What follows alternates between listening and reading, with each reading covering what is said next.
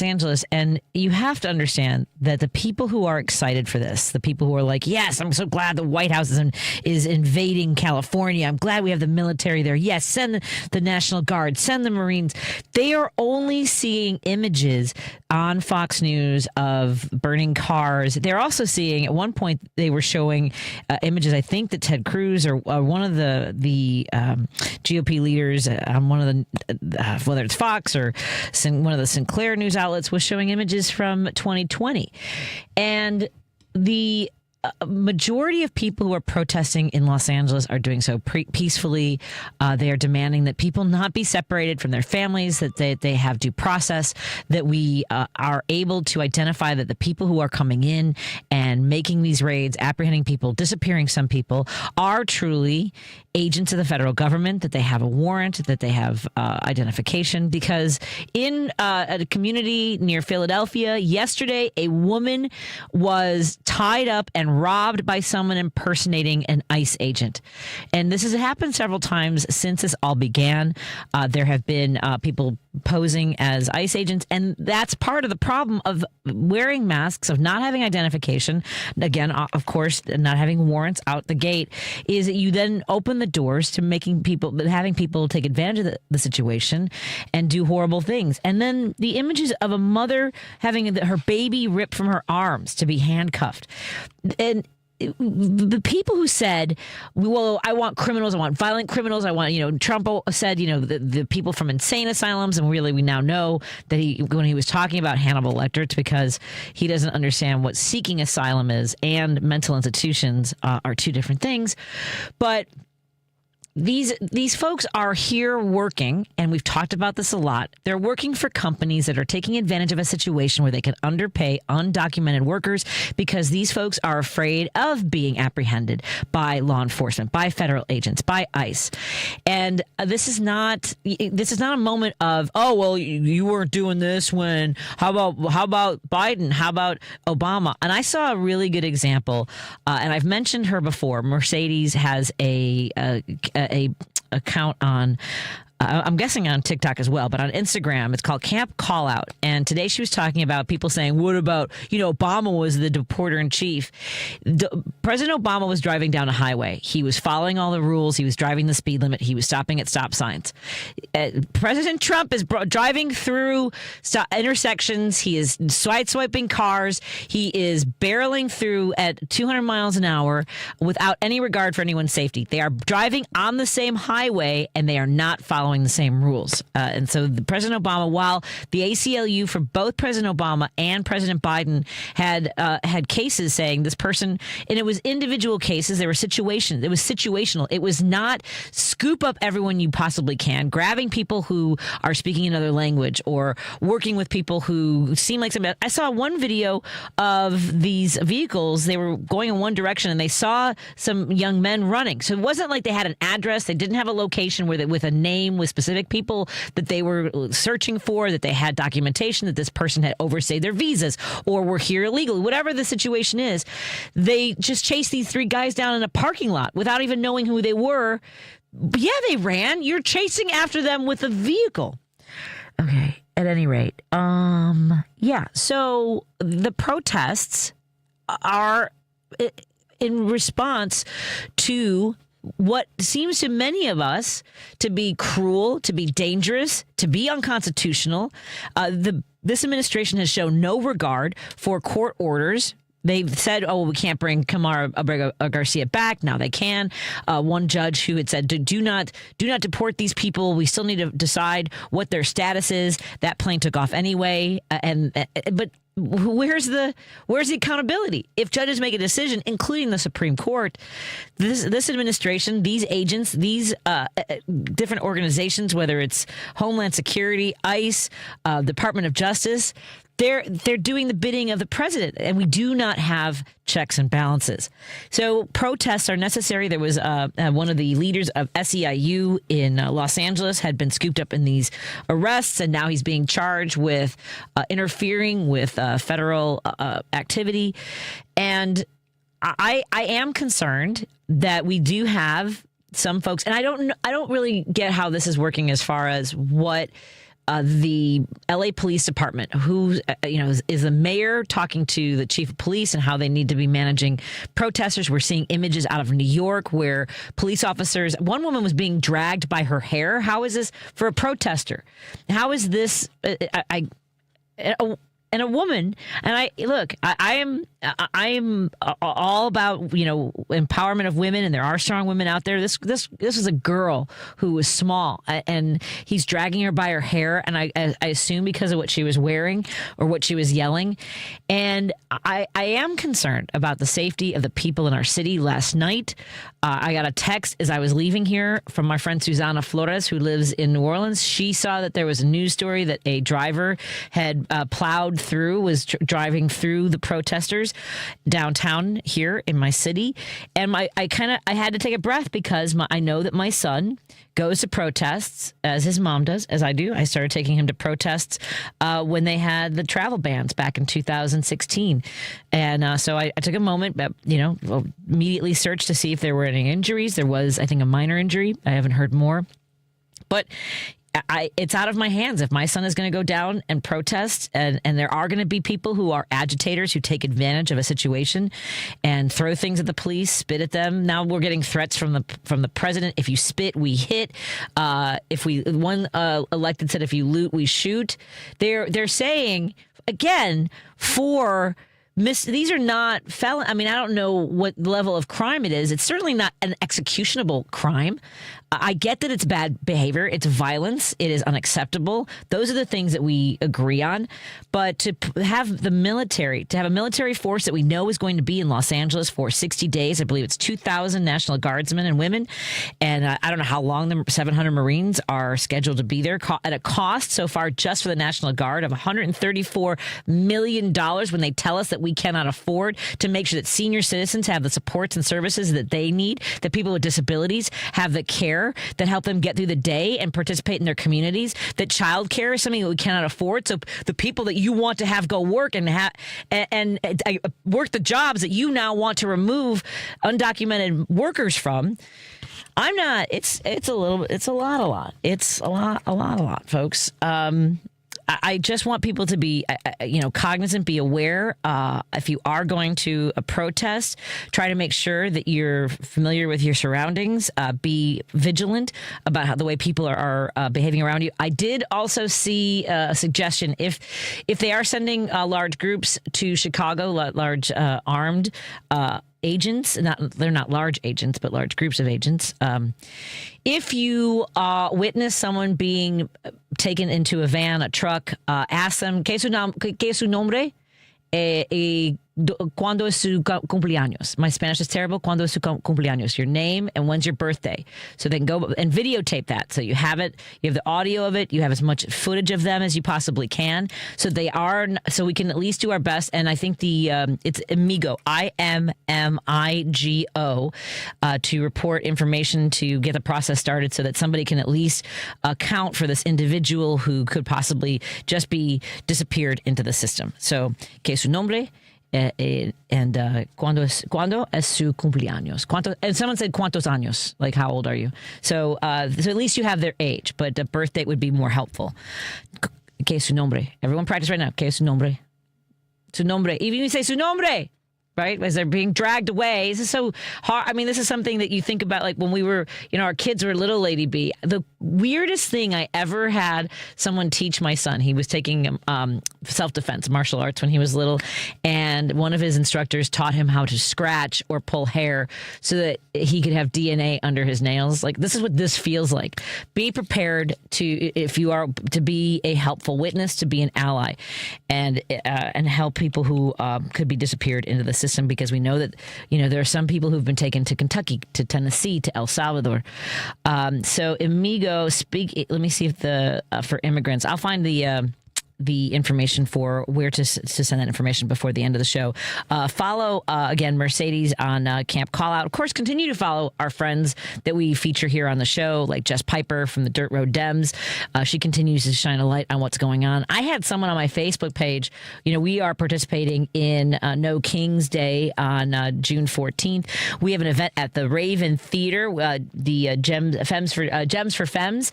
That's going to be at the Raven Theater starting at noon. I'll be doing stand-up comedy. I know they're featuring other performers as well. That starts at noon. But I also saw online, because we posted an image of, check out different organizations and find out where to protest or attend or gather with other people. And someone from Granby, Missouri posted, oh, good, I have the day off. I can shoot people with paintballs. That's not illegal. And I immediately tagged their local police department. I might sound like a snitch, but I also want to make sure that people are safe out there and that we know where these folks are. That's part of the reason why I keep that page the way it is.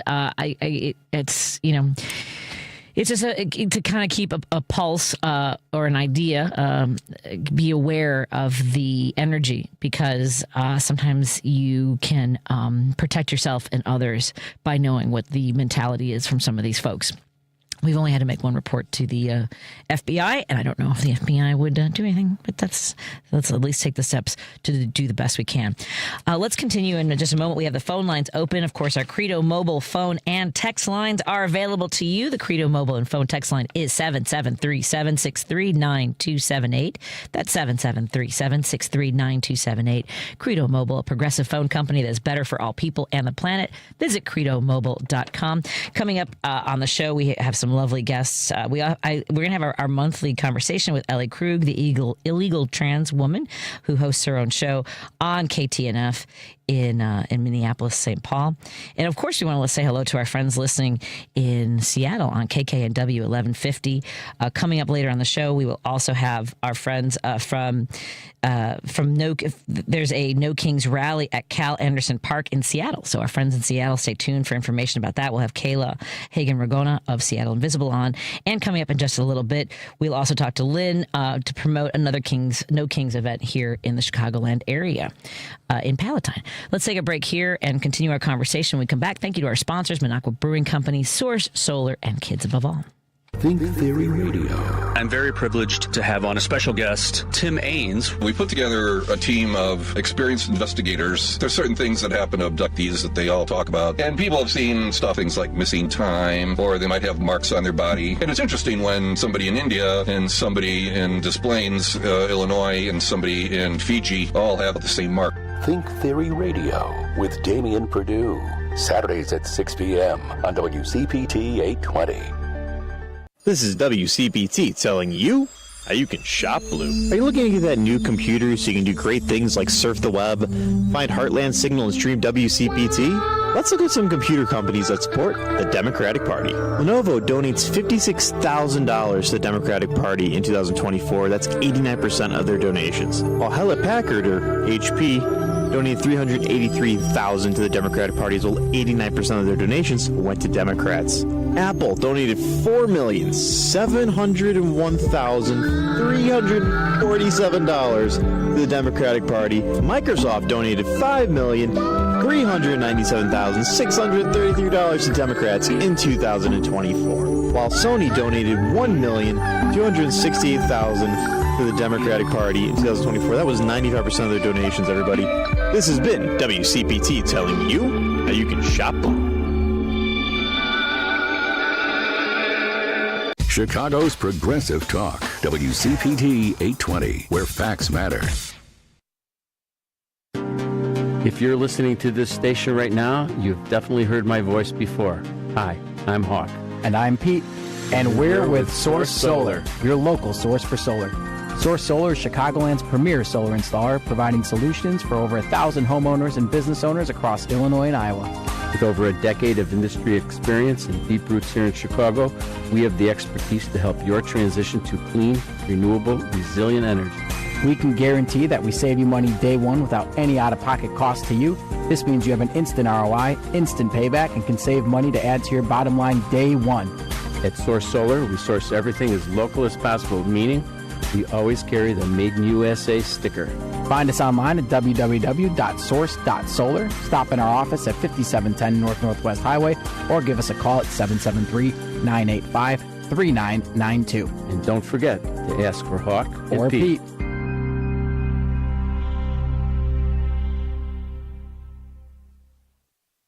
Patti Vasquez is taking your calls now. All right, let's hit it. At 773-763-9278. I got a lot to say. It's Driving It Home with Patti Vasquez. Don't forget you can listen to, rate, and share the Driving It Home full episodes, featured interview podcasts, both available on Spotify, Apple Podcasts, TuneIn, iHeartRadio, YouTube, and Amazon. Search for Driving It Home with me, Patti Vasquez, or get links on my show page by visiting heartlandsignal.com and clicking on my picture. Don't forget, this Friday we will be in Oak Park for the Porch Fest. It's their kickoff of the season, so it's Porch Fest this Friday. Go to the Oak Park Porch Fest Facebook page. I'm sure you can search for it and it will pop up. We would love to see your happy faces there. I was so thrilled to hear Auntie Sherry call in during Mike's show, and I talked to Dwayne Kennedy. He is going to be appearing at the Den Theater. He's going to be filming his comedy special on June 22nd. So visit their website, buy some tickets, be in the audience, and help Dwayne Kennedy create a fantastic comedy special. Because we love Dwayne. We miss him. He's been traveling. I know right now he is in Brooklyn. Talked to him yesterday. So I know a lot of folks have been missing him. And coming up this next Friday, June 20th, Scott Duff will be filling in for me on June 20th. So I look forward to having him. Oh, and I just booked Representative Cam Buckner to be my guest co-host coming up on June 23rd. So I appreciate his time and generosity of being able to join us. I sent him a link to an incredible bike system that I saw that has been developed in Switzerland. They basically have built underground tunnels for bicyclists, and I was like, I want that so badly, which would be great too. It's like miles of network of bicycle paths go, and a lot of them lead to the train station. So if you're leaving your bike at the station, then you can go to work, all the different things. And I'm in love with it because obviously it gets cold here, and wouldn't it be great to have an underground tunnel system for cyclists? Since we know we're not going to beat the cars. I get it, but it hadn't even occurred to me. That's brilliant. That's so smart. So he will be in studio. I know he's an enthusiast when it comes to finding different ways to get around the city of Chicago. Let's get to Jim is calling from Chicago. Hi, Jim, my friend. How are you doing? Hi, Patty. I defy any of my fellow Homo sapiens to explain this behavior by the United States government. I don't think anybody who has ever been born or will ever die, or how long the earth lasts, will be able to explain this activity going on in the United States. But here's what you got to think of. You've got a guy who jumped into a department store and molested a woman in the middle of the afternoon. He got pinched for it. Didn't do any time. Then he gets 34 counts of chicanery in business. Does no time at all again. Then Jack Smith had him dead to rights a couple of times. Then you've got the Steve Bannon character who stole God knows how much money from the wall or wherever else he could steal from because he loves to steal. But I've seen him in Italy. I've seen him in Spain. Somehow they give him oxygen. I don't know why. And he goes, "You're being invaded. You're being invaded. You're being invaded." Well, this is the cry of a lunatic. Patty, these people are human beings like we're human beings. Yeah. And anybody who thinks that they're going to the Army or the Navy, I can't believe. My father was in World War II for 4 years. My uncles who I played were in World War II. My buddies were in Vietnam. I guarantee you they would be mortified at the idea of being in the streets on State and Madison with a gun. I don't care what the guy was doing or the girl was doing. Right. They're not going to shoot at him. This is beyond belief. This is all beyond belief. Well, and you have a president who's calling human beings, to your point, animals, right? So that to dehumanize them makes it easier for law enforcement, for military to see their own fellow citizens and fellow humans. I'm not arguing with you on that. I'm just saying. And I also don't want anyone to hurt him either. You know, I was worried when he was shot at. Which I'm just saying. I mean, it's concerning because for me, it's what are they capable of? If he had been killed, right? Then his cult would lose their minds. You know what I'm saying? No. I give back. Okay, but it's some part of me says let him go. But my point is, look at this is going to be billions of dollars to capture a few people that do $200,000 worth of vandalism. But it's ridiculous. Now you have to think of the money that these people are blowing. Hexep yesterday was in the being drilled by the House people. They said, "Have you got any documents on this $1 trillion budget?" He looked at him like, "Well, are you kidding? I don't need no stinking documents." You know, I'm like, is this real? Is this for real or what? I mean, this isn't even real. This is. I know. Like out of a. Speaking of which, by the way, I was almost going to forget this. I can't remember. I think it's Tulsi Gabbard. Whether it's the Epstein files or the JFK. Did you hear about this? She put the JFK files into AI to see if there was anything that was that needed, top secret clearance to be blanched. Well, no, the real motive is they didn't want to show Trump with the little kids on the island. That's what they didn't want to see. That's what they're doing. I mean, let's be honest about it. But and then it's just absurd that somebody, one of these nuts said that, well, Putin will blow us all up. We'll all be blown up if we don't capitulate to Putin. Well, Putin's been saying that since the beginning of the war. I mean, these people are the most incompetent. Kennedy is insane. Kennedy fired 17 doctors. I worry about your blood pressure. But don't worry Jim. about me, Patty. Don't worry about me. Go hydrate, Patty. will you, my friend? I made it this far. I'll make it to the bitter end. Anyway, I appreciate that. Thanks for taking my call, Patty. Take care. All right, of course. Let me get to Dave in Hoffman Estates. Dave, how are you doing, my friend? Hey, Patty. Yes. I was just telling Lady B, I just seen a story that where D.C. is preparing for the Trump's military parade with 18 miles of anti-scale fencing and 175 magnetometers and multiple drones will be flying around. Considering D.C., District of Columbia is normally a no-fly zone. So they right. And I mentioned the Hartman earlier when he was talking about with the George Floyd thing. You remember during that protest also they had that when the helicopters were used warlike tactics that time to frighten and disperse the peaceful protesters, and that they seen the one to come down and they hovering over the crowds to disperse them. I'm waiting for that to happen. And so he another thing I seen when that all said and done after that George Floyd protests had around 84,000 National Guard troops were activated for the domestic operations across the country, according to National Guard Bureau officials. Mm-hmm.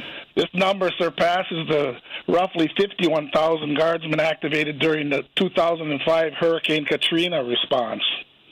So, wow.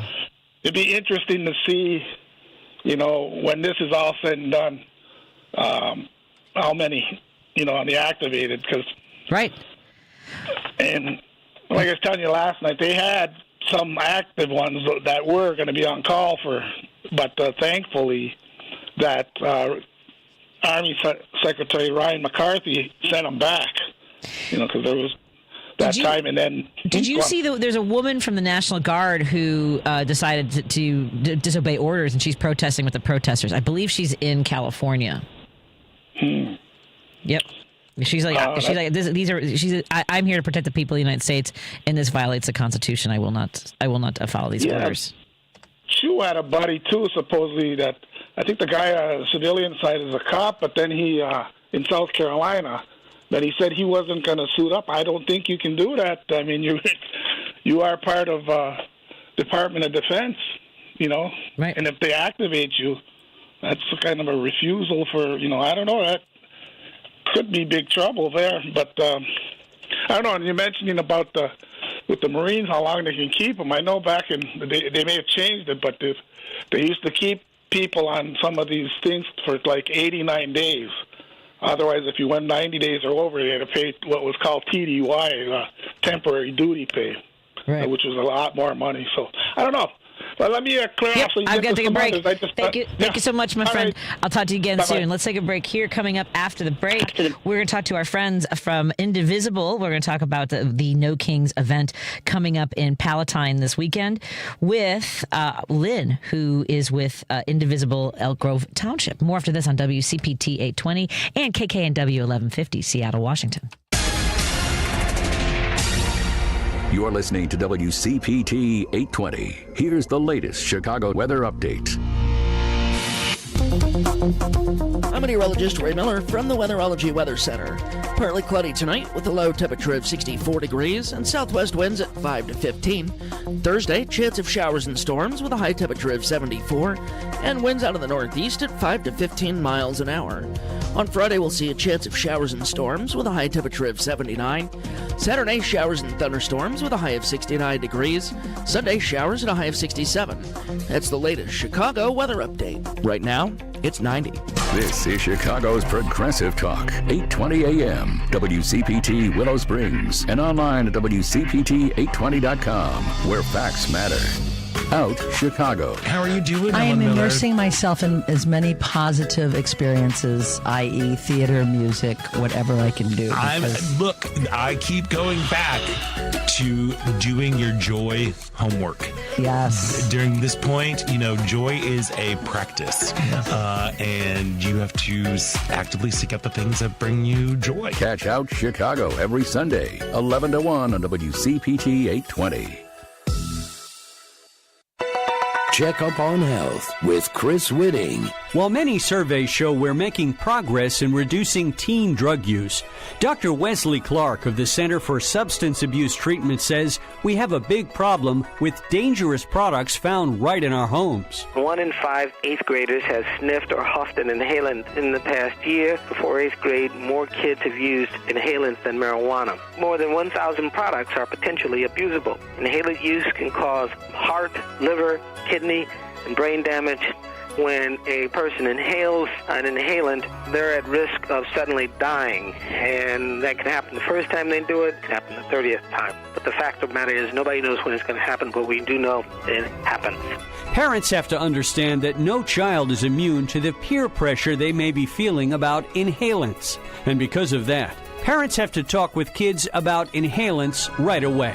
With Checkup on Health, I'm Chris Whitting. Because facts matter. You're listening to WCPT 820.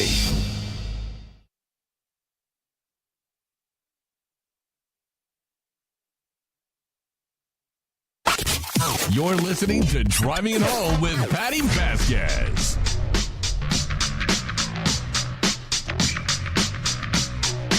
Yeah, sometimes we like to have a little silence on the air to give you a moment of reflection, just kind of think about things and silence. I actually can't have silence because I've been on the radio for over a decade.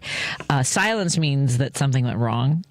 That's true even when I'm trying to go to sleep. I fall asleep to TV shows, and I know it's not healthy. I have a bad pattern of behavior in the evenings. Once we get my son Declan ready for bed, I unwind usually to like crime dramas, and then I put on a sitcom. It's not healthy. It's not healthy. You know what is healthy? Is protesting and pushing back and joining groups like Indivisible Elk Grove Township. Joining us is Lynn.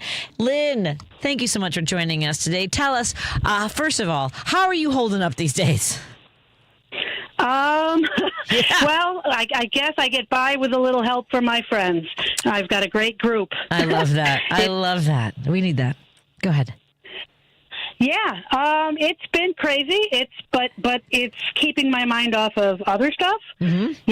Yeah. What's going on over there? You know what I mean? So we've been busy every single day since we launched this group. And when did you launch Elk Grove, the Indivisible Elk Grove Township?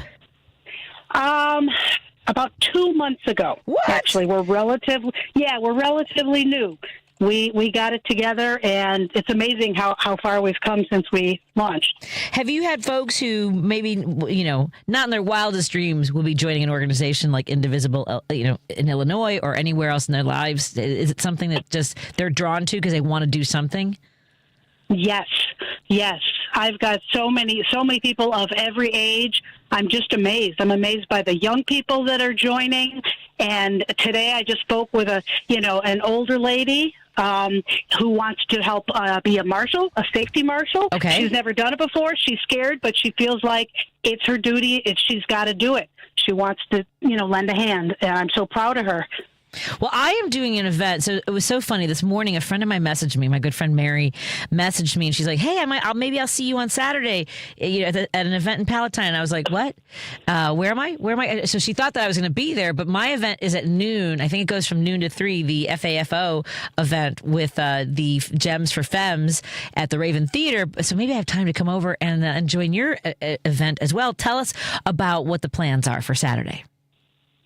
Okay, well, we have 2 excellent events. We've been working closely with the Barrington area Dems, the Indivisible Barrington, and the Greater Palatine area Democrats. So we've got 2 events on Saturday. First one is at the Palatine Clock Tower, which is at the corner of Northwest Highway and Hicks Road in Palatine.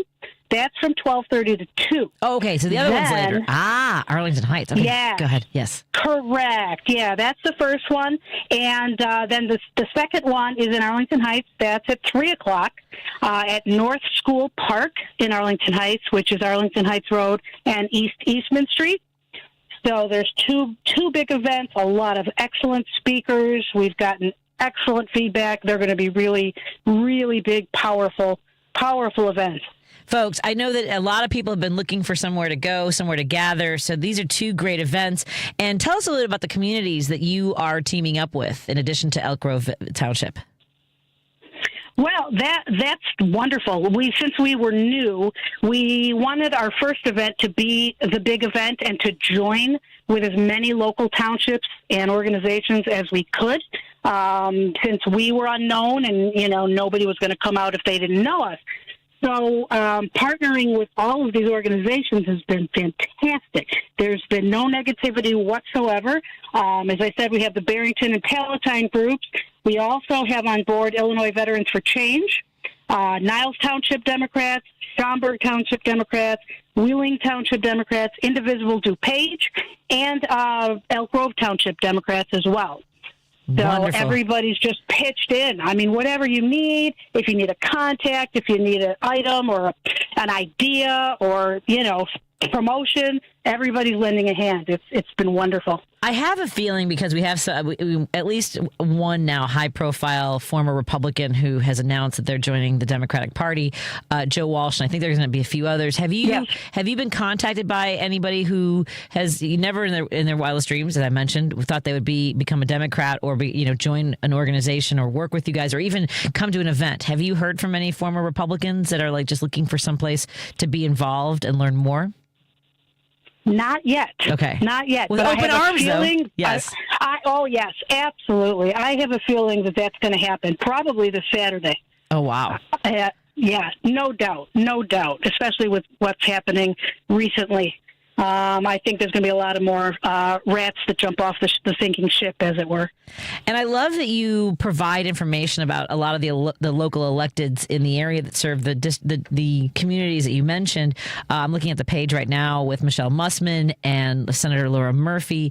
Tell us a little bit about the work that you're doing with some of the opportunities you've had with some of these electeds, in addition to this week's event. Well, they have been fantastic in promoting and guiding us and offering their advice, etc. The networking is amazing. I mean, have you seen the lineup for Arlington Heights? Congressman Krishnamurthy of the 8th District, who is now running for Senate for the Senator Durbin seat, he is headlining our event. So I'm thrilled. His team has been wonderful, fantastic to work with, more than willing to come on board. And Commissioner Kevin Morrison, who says hi, by the way, he told me to say hi. Oh, wonderful. Yep, Thank you. He's in the lineup as well. The March of Lives group will be in, and of course we've got Rep. Mary Beth Canty and Rep. Nicole Grassi, several other excellent activists. We've got a doctor. And Jesse Rojo of Illinois Veterans for Change. He's our host, and he's speaking as well. Oh, wonderful! I love that. I think people are looking for that. They're looking for what are our electeds doing? What's their vision, especially at this time? I mean, with what's going on in Chicago and what is possibly looming, we want to know that these folks who we've chosen to represent our communities are at the forefront, are giving us guidance and support and inspiration, right? Absolutely. They are standing up. They're showing leadership, and they're leading. And that's exactly what we expect from them. And, with every rally and event moving forward, as we get more jumping on board, lending a hand, it just, shows who you want to support and who you want to be behind and, maybe who you don't. Now, did you grow up in the Elk Grove Village Township area, or where are you from originally? I was born in Chicago. Grew up in Niles and Skokie. Okay. And then my husband and I moved to Elk Grove Village when our children were born. It's a great place to live. I was just going to say that. I've always kind of eyed Elk Grove Village. So I grew up kind of where you're talking about. Where in Chicago did you spend some time before you moved to the suburbs? Well, I was a baby. I was born at Edgewater Hospital. Okay. So, yeah, we moved when I was a baby. I don't remember it, but I've been told that I was there. You either say you're from Chicago, just like the Pope. He was born in Chicago, too. I'm just saying. Yes, absolutely. Me and the Pope. Yep. Where'd you go to high school? Niles North in Skokie. Okay, so were you involved, in student council, or was getting involved civically something that came later? I actually got into politics in high school in history class. All right. I'm not going to tell you what year, but I got in history class. They started talking about campaigns and this and that, and I got the bug, and I've been working in campaigns ever since.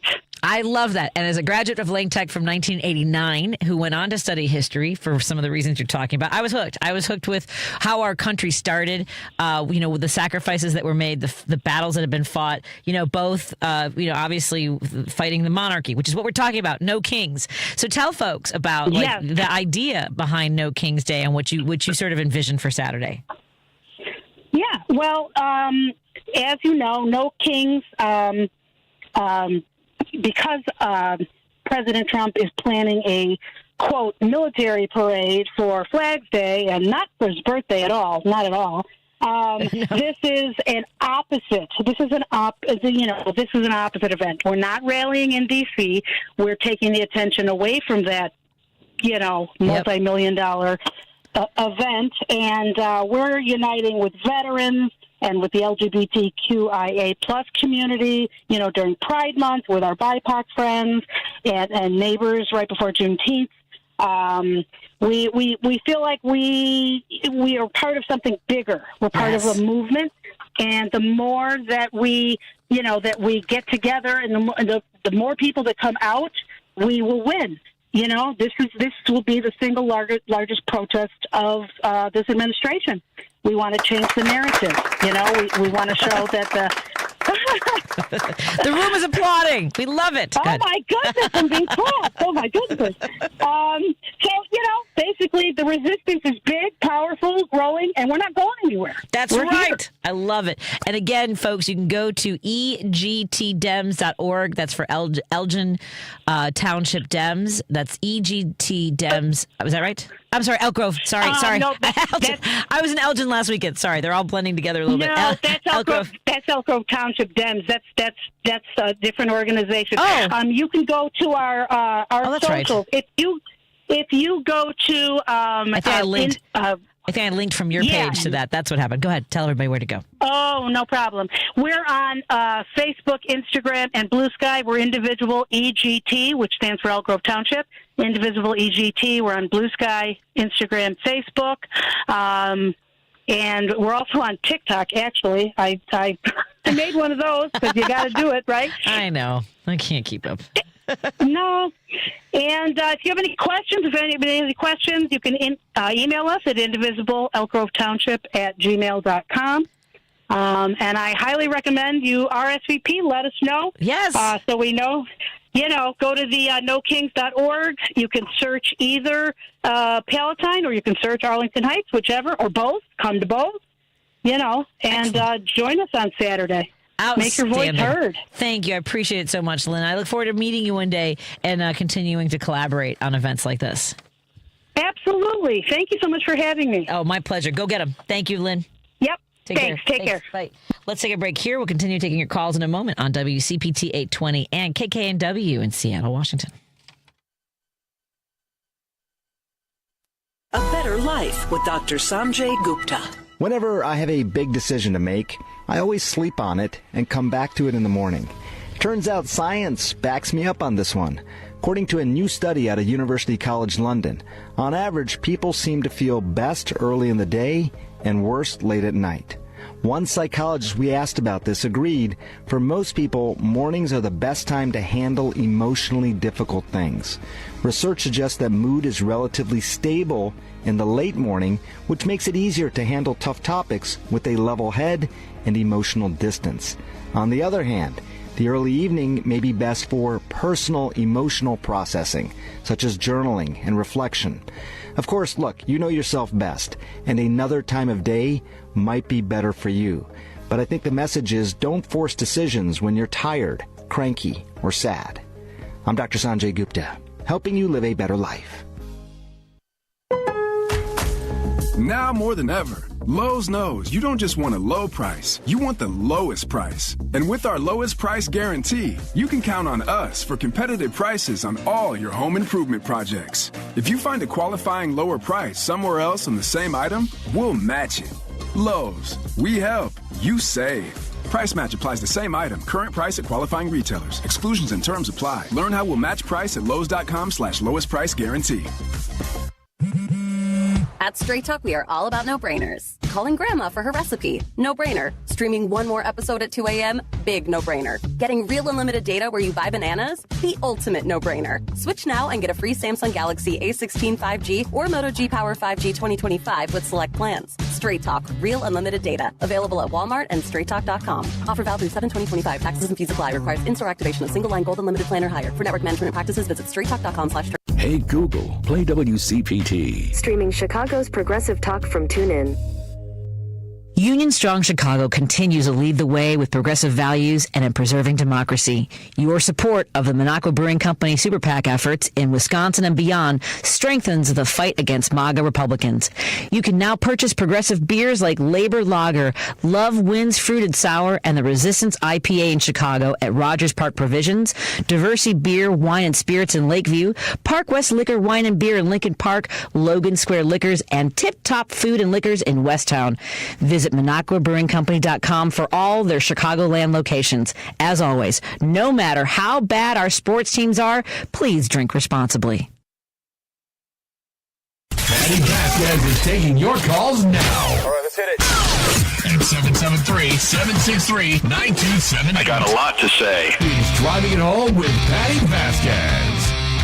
That is our Credo mobile phone line, 773-763-9278. The same number you can text. I'm going to catch up on that.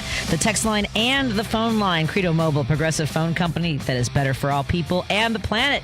Visit credomobile.com. I want to read some of the texts that we're getting. Thank you very much, 815, for your kind words. I appreciate that. The 815 says that Joliet is having a No King Day at Tony's Fresh Market Store at Jefferson and Larkin and Joliet, and they will be at this rally. You're the best too. Love you as well. At the 630, we have from 11:30 a.m. to 1 p.m. Saturday on June 14th on South Randall Road and Glen Eagle Drive in Geneva as part of the Nationwide Day of Defiance. Thank you for the info about Palatine. My pleasure. And the other events. Stand strong as well, my friends. And as the Capitol Police said on January 6th, hold the line. And I think that's something I want to tell another person that just texted in. I do not know what else we can do to make this administration change what they are doing. They already know that it is wrong. They continue to work against our Constitution. Unfortunately, our Supreme Court appears to be on the side of our illegal administration. And that's the thing. The danger is thinking, well, there's nothing we can do. And there's also a danger in being in situations where there are agitators. So we're trying to find those spaces where we can gather safely, and whether it's protesting, as I mentioned earlier, if you see someone in distress who is being taken away by agents, ask their name, ¿qué es su nombre? And ¿cuándo es su cumpleaños? ¿Cuándo es su cumpleaños? And I know it's bad Spanish. I haven't spoken Spanish in a long time. Sorry, everybody. But anyway, ask someone their name, videotape that so you have we might not, in the moment, in the sort of adrenaline rushed moment of seeing someone being apprehended, because we don't know where this is going to happen, because we know that in San Diego, they were going to restaurants, they were going to childcare places. In Florida, I still can't wrap my mind around the fact that they apprehended a young person who was in foster care, another young person who was just shy of graduating, and they were on a field trip and they apprehended him. And we were told that it was criminals, not children, not parents trying to care for their kids. These are folks who have come to the United States, one, with the promise of work, because why? There are corporations, there are businesses there are people who are hiring them. They are hiring them because they can pay them less. They don't have to worry about their safety, because they can't unionize or be documented in the same way that people in unions can, or people who are here legally. They can take advantage of the fact, they can threaten them and say, hey, if you don't do what I say or take the money I give you or work the hours that I tell you, I'm going to call ICE. They can threaten them and hold them hostage that way. Maybe not in the same way we think of, but that's essentially what's happening to people. People come here for dignity, for respect, for safety, for their families, for themselves. They're fleeing places. And they are lured here because there are and have been companies that will pay them. While it's not a living wage or thriving wage, people take advantage of construction workers, of childcare workers. We know that Donald Trump was hiring people that weren't documented so he could pay them less and off the books. I'm going to start screaming. All right, let me get to you. Roosevelt is now both texting and calling, so let's go to Roosevelt. Roosevelt, what's on your mind, my friend? I couldn't wait. You kept on going. You're like a train. I know. Toot, toot. Okay, I got a lot of stuff on that I'm going to cover, all right? I'm going to be all over the place. Okay? Try to leave time for somebody else, but go ahead. Okay, I want you to take care of the one I just sent you, okay? Scheinbaum, President Scheinbaum. Okay, go ahead. Yes. Yeah, okay. So, first of all, they're complaining that the Mexican flag is being flown around, right? That's some of the who was it? Was it Kristi Noem? Oh, everyone's complaining. I see it all over social media, and I'm comfortable with that. I do want to see some American flags in there because we are patriots fighting for people's rights. Okay, yes. but hear me out. Okay. So, wasn't the original flag of California the Mexican flag? That sounds right. Well, I mean, wasn't California originally Mexico? Yeah, that's my point. Yes. Okay, so hear me out. January 6th.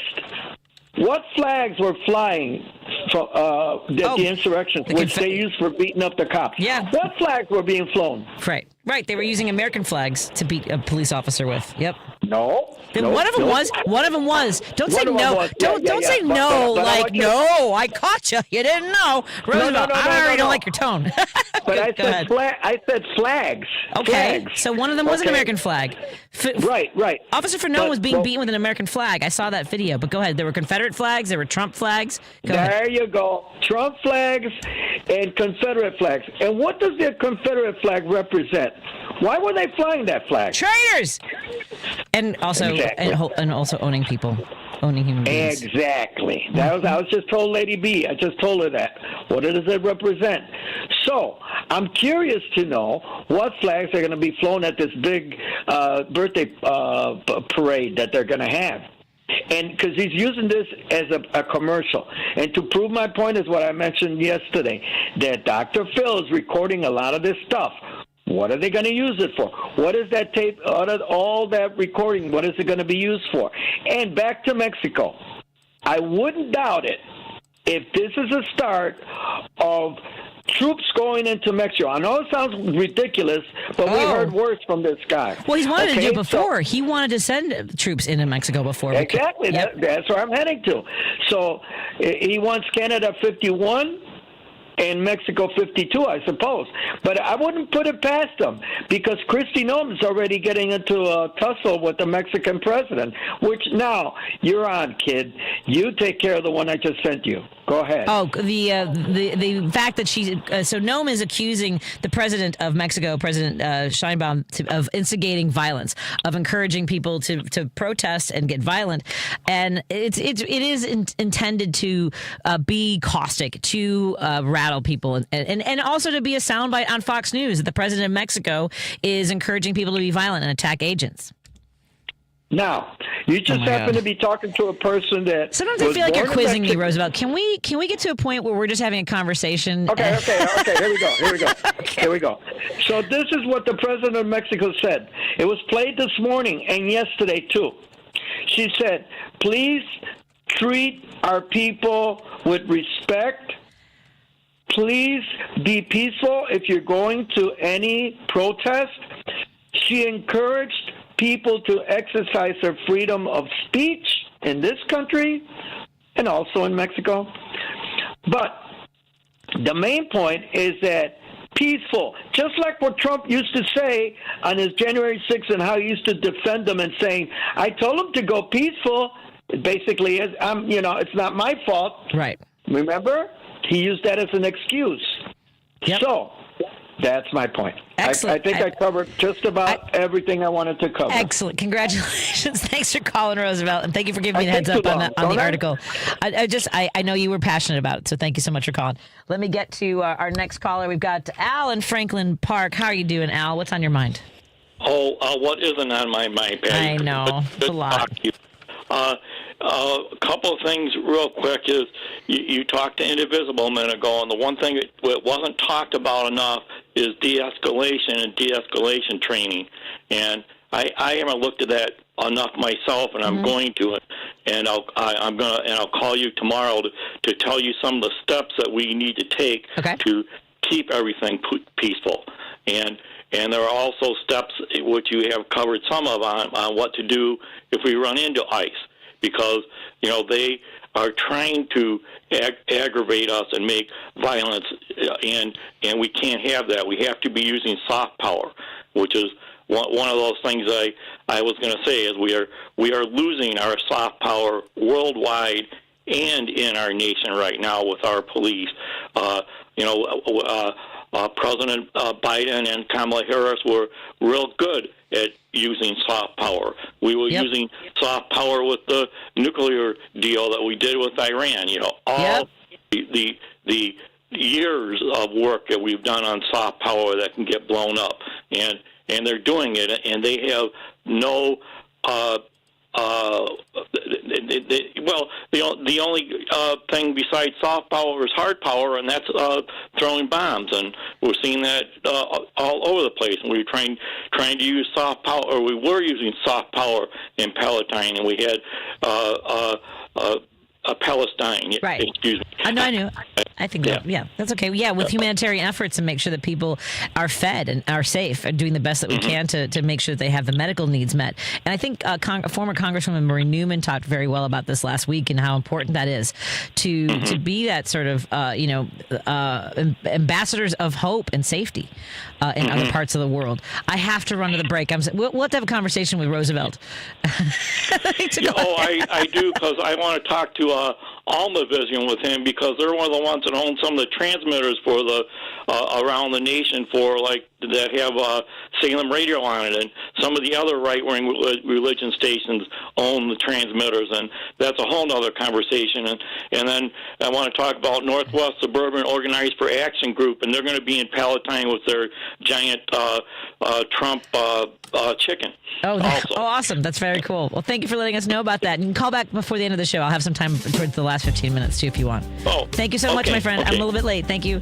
Let's take a break here. Bye. We'll take a break here and come back in just a little bit on WCPT and KKNW. If you're looking to purchase a loved one's home after they passed away, you need to call Team Hochberg, your trusted local lender. Pam wanted to purchase her grandmother's $400,000 home after she passed away, which was left to Pam's father, Ted, and her Aunt Betty. Ted listens to my show and wanted to forego his half of the equity of his mom's home and sell Pam the home for $200,000. Bad move. I recommended Pam purchase the home for $400,000 and get a gift of equity from her father, Ted, for $200,000. Which enabled Pam to purchase the home with a lower rate and no money out of her pocket. Let's review. I helped Pam purchase her grandmother's home without having to bring a penny to the closing and secure a lower rate. Team Hochberg's helped thousands of radio listeners, but we can't help if you don't call 855-563-2843 or visit 56david.com. That's 855-563-2843 or visit 56david.com. Lower.com, equal housing lender, MLS 1124061. With Amazon Business, smart business buying tools enable buyers to find and purchase items fast. Free up your teams and focus on your future. Learn more at amazonbusiness.com. AP News, I'm Ben Thomas. Street protests against President Trump's immigration crackdown are generating sharp rhetoric in Los Angeles and Washington. Ed Donahue has the latest. A commander says National Guard members already have temporarily detained civilians in the Los Angeles immigration protests. Major General Scott Sherman says it's all part of the Guard's duties. They do not do any arrest. They are strictly there to detain, to wait for law enforcement to come and handle those demonstrators. Sherman warns he expects the situation in Los Angeles to escalate. Mayor Karen Bass says this was provoked by the White House. Maybe we are part of a national experiment to determine how far the federal government can go in reaching in and taking over power from a governor, power from a local jurisdiction. Audio from KABC. At the White House, Press Secretary Caroline Leavitt says the mayor and Governor Gavin Newsom fanned the flames. They're attempting to use a violent mob as a weapon against their own constituents to prevent the enforcement of immigration law. Florida Governor Ron DeSantis says states don't have the right to just simply opt out of federal immigration law. I'm Ed Donahue. The U.S. and China have agreed on a framework to resolve their trade disputes. Commerce Secretary Howard Lutnick. When you put President Xi and President Trump on the phone together, it changes the outcome. And President Trump says China will make it easier for American industry to obtain much-needed magnets and rare earth minerals. In return, the U.S. will stop efforts to revoke visas of Chinese nationals on U.S. college campuses. Details remain scarce, however, and Beijing has not confirmed what the negotiators agreed to. Inflation news, the Labor Department reports consumer prices were up 2.4% in May compared with a year ago, a slight increase from April. And Brian Wilson of the Beach Boys has died at 82. He was celebrated as a visionary musician and pitied for the demons that plagued him. This is AP News. At the U.S. Open in Oakmont this week, a Pittsburgh area native's getting a second chance at his golf dreams. Gethin Coolbaugh has his story. Matt Vogt is trading a drill for a driver at the U.S. Open. Maybe I didn't dream big enough. The 34-year-old Vogt, who runs a dental practice near Indianapolis, qualified as an amateur for the 156-man field. I knew that it was an absolute pipe dream to get here. I mean, it is for the best pros in the world, let alone, amateurs. Vogt grew up north of Pittsburgh and caddied for a few years at Oakmont, which is hosting the U.S. Open for the 10th time. I'm still trying to soak it all in. Vogt played briefly in college before focusing on dentistry. He returned in 2018 and qualified for this year's Open 2 months after losing his father to colon cancer. I'm sure this weekend will be emotional. There's a sense of peace. I'm Gethin Coolbaugh. And I'm Ben Thomas, AP News. Thanks for listening. This is 820 AM, WCPT Willow Springs, and streaming worldwide at WCPT820.com. We are Chicago's progressive talk, where facts matter. Now, your WCPT 820 weather update. I'm meteorologist Ray Miller from the Weatherology Weather Center. Partly cloudy tonight with a low temperature of 64 degrees and southwest winds at 5 to 15. Thursday, chance of showers and storms with a high temperature of 74 and winds out of the northeast at 5 to 15 miles an hour. On Friday, we'll see a chance of showers and storms with a high temperature of 79. Saturday, showers and thunderstorms with a high of 69 degrees. Sunday, showers at a high of 67. That's the latest Chicago weather update. Right now, it's 91. There are 1,000 ways to say it. Nope. Knock it off. Shut it down. Dream on. No dice. Give it a rest. Not a chance. Or just all text. You focus on the road. As a passenger, you have the power to prevent an accident. There are 1,000 ways to stop a distracted driver. Choose one. A message from CTIA. Teachers are dynamic leaders shaping a new generation. They bring a variety of perspectives from diverse backgrounds, innovating how they teach to prepare students for our fast-changing world. They're skilled experts, discovering a universe of solutions, telling stories, inspiring, mentoring, connecting cultures, leading by example. Teaching is a journey that shapes lives. Are you ready? Explore teaching at teach.org, supported by the U.S. Department of Education and 1 million teachers of color. WCPT 820, Chicago's progressive talk, where facts matter. Driving it home with Patti Vasquez, Patti Vasquez. From global conflicts to greenhouse gases, the folks refusing to wear masks says, and politicians getting caught grabbing asses says, she's driving it home with Patti Vasquez. Thank you so much for joining us as we continue to drive it home here on WCPT 820 Heartland Signal in Chicago. We want to say hello to our friends listening on KKNW 1150 out of Seattle, Washington, Seattle's alternative talk, and joining us on the list of cities that apparently ICE agents are going to have an invasion or whatever. I don't know what we're doing. At any rate, join us, Philadelphia, New York. It's going to be interesting. It's going to be interesting, and we're all just trying to figure out how we can help each other, and that's why we keep having these conversations. And we want to say hello to our friends listening on KTNF AM950 Minneapolis, St. Paul, where our guest, the illegal trans host Ellie Krug, joins us as well. Hey, Ellie, how are you doing today? Hey, Patty, I am thrilled to be back. Thanks for having me again. Yes, it's so strange, right? I was thinking about this as we were in the break about how we are now, militarizing places like Los Angeles. We have, the Marines and the National Guard coming in. We're going to have this big military show of force in D.C. for the president, under the auspices of it being celebrating the Army, when really we know he wants to just have those images for a job that he neither could do or would do, and then wants to exclude people who are eager to serve and yet are being driven out because of who they are. Right? It's absolutely insane to me. Well, how do you look at moments like this? How are you experiencing this moment in time from your point of view? Well, so Patty, I mean, of course, right now as you and I speak, and within the last 3 weeks, thousands. Okay, not hundreds, not tens, thousands of transgender service members have been drummed out of the military. They've been drummed out because the Supreme Court essentially has said, well, we might consider the issue of whether it's illegal to ban trans service members, but we won't get to that until we hear the full case. And in the meantime, the military can ban all the trans service members. It's a really horrible situation. So all of those service members are being pushed out. And we're talking about people who have given decades of their lives to protect this country. Yeah. Okay? And their only fault, and I put quotation marks around that, is they happen to be transgender. That's it. There is no indication that being trans has ever affected their ability to serve, their ability to be effective as warriors. I hate using that phrase, okay, but, and so that's happened. And then you ask me about how I'm feeling about everything else. Yeah. And so, we are at a place, I'm a lawyer, and never in my life would I have imagined that we have a president who, at literally the drop of a hat, can you say the word pretext,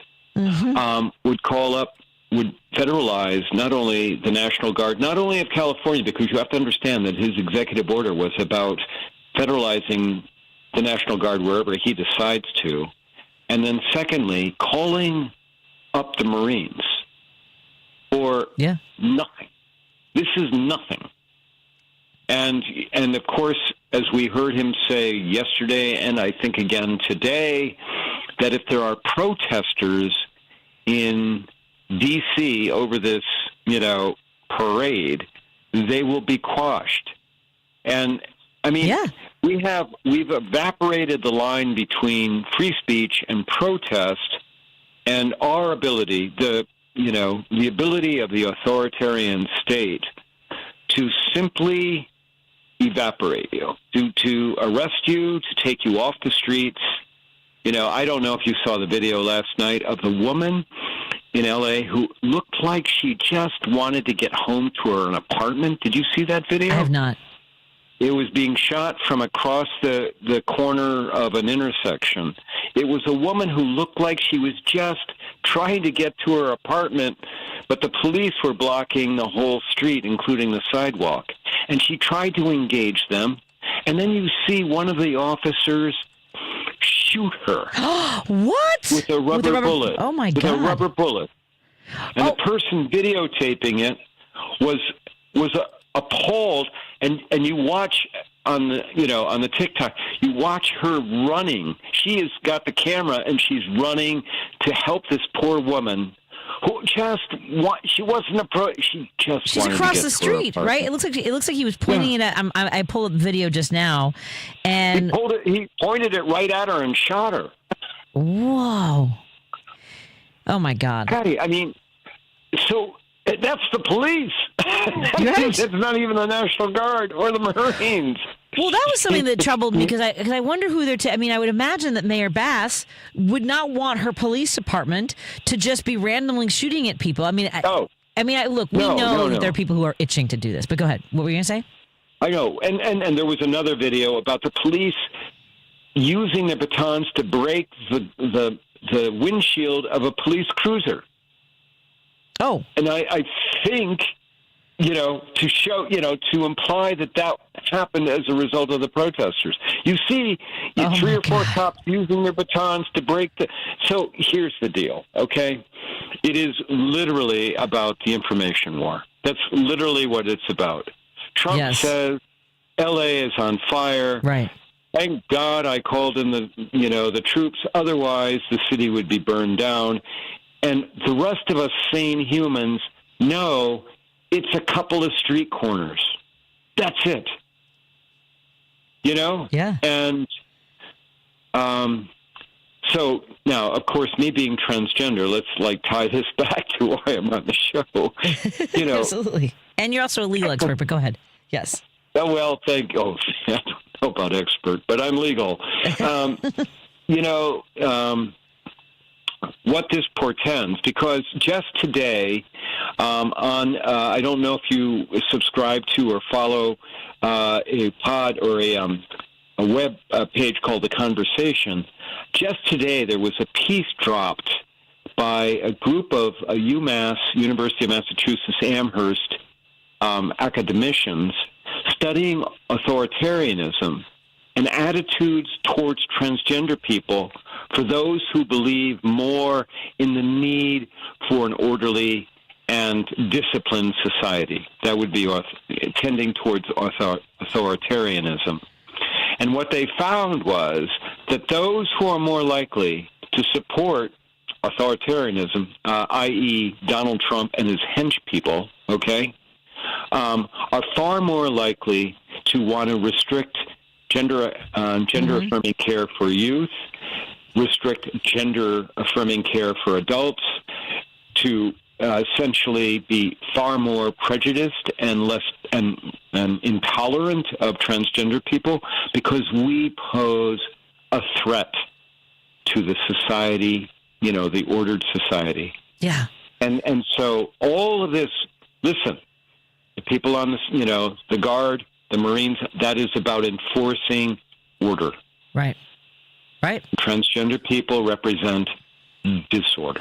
Well, you know what's interesting is that it is that, right? There are people who just can't comprehend that some things are just not going to fit into whatever sort of, not even boxes, but whatever their vision of what society must be. People hate chaos. I guess they consider you to be chaos. I know they consider my son, who doesn't speak, and that's chaotic. And so for a lot of people, he's less than, and the way that they talk about people, saying it's a mental illness. And okay, then if that's something you really believed, by the way, most of us are dealing with mental health issues, especially today, wouldn't you say? No, Patty, we don't even need to go to the mental health thing. It's just about people being different. We are all wired differently. Yep. Some people love to garden. Other people want to bike. Some people just, people want to go shoot guns. Okay. Well, all right. Just don't hurt anybody doing that. Exactly. Right? Exactly. And what makes us tick is different for everyone. But think about women,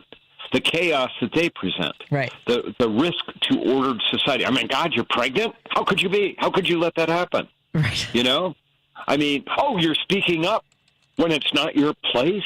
How could that be? So it's all of these different things. And when we had Obama, and then when we had President Joe, okay, it was a world where we allowed that diversity. Oh, there's that horrible word. Okay? No. Not people with different view. Yeah. We allowed it to exist. And in some corners, we celebrated it. Okay? And Patty, you and I know, for every transphobe and homophobe out there, they are hidden. The ones who are hating, who are intolerant, they're hating because they got that stuff going on. Right. You know that. Right. They do. And the reason they hate is because they want to shut it down in themselves, and the only way they can shut it down in themselves is that they don't allow it to be with other people. God forbid they see people living lives and being happy versus being tormented. Mm-hmm. I agree. Sacrificing for God. And not that there's anything wrong with God. Let's just make sure that's clear, okay? Right. But there's nothing, God never said anything, I don't know as far as God, it's what people have written that God said, right? Jesus, and all the problematic people who either wrote parts of the Bible or translated parts of the Bible to fit their own needs, their own vision, their own idea of how society should be organized. But there was research earlier this year, and while I know there are people who feel very strongly about trans athletes competing and, gender affirming care, more than half of Americans do believe that there should be policies aimed at protecting trans individuals from discrimination, from housing and public spaces. And I don't, but it didn't manifest in voting, and it doesn't manifest in standing up for each other.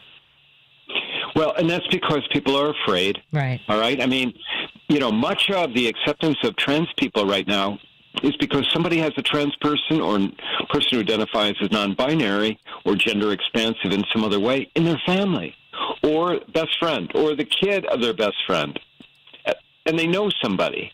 And all of that, I mean, that erases all of the fear. It erases the intolerance because you get to know these people. You see them. You find, oh, my God, they transition genders. And this literally, I can give you story after story. And that human who seemed so dark and so depressed, they've transitioned. And my God, I had no idea they could be so bubbly. They could be so happy. Right. And that's because we enforce these gender roles and sexual identity roles on people. We enforce them to have this so-called social order. And Patty, listen, we have to understand that humans are all wired differently. Yeah. We are. I mean, I sat in a room the other night, at a board meeting, and there were three of us, count them, three of us, left-handed, all in a row. What? Hey, I could have joined that club. I'm a lefty. I always try to get the seat at the end of a table where I don't have to elbow anybody. I love that. Yeah, I knew I loved you. Okay, and so, but it was so odd that somebody even remarked on it, And I'm like, I'm just wired that way, and so the other two. And of course, nobody's like discriminating against lefties anymore. But of course, 50 years ago, that was not the case. I mean, see how we change and see how we become more tolerant. But I just got to tell you, what's happening right now is setting the foundation. The foundation for horrible things. The foundation for no elections in 2026. Yes. Get ready for it. You're going to hear the protests are so bad when literally, as we're seeing in L.A., they're nothing. But there's no way we can have free and fair elections because of the agitation. It's getting set.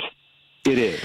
Can you hold on with us? Provoking. It is provoking. I want to. Can you talk about? Because I think we have a listener that wants to talk about people the rubber bullets being shot at people and these protests. We're on the line with on our Credo Mobile phone line with Ellie Krug, the host of the Illegal Trans Woman on KTNF AM950 in Minneapolis, St. Paul. And of course, you can listen online by going to their website. Let's take a break here and continue our conversation on WCPT and KKNW and KTNF.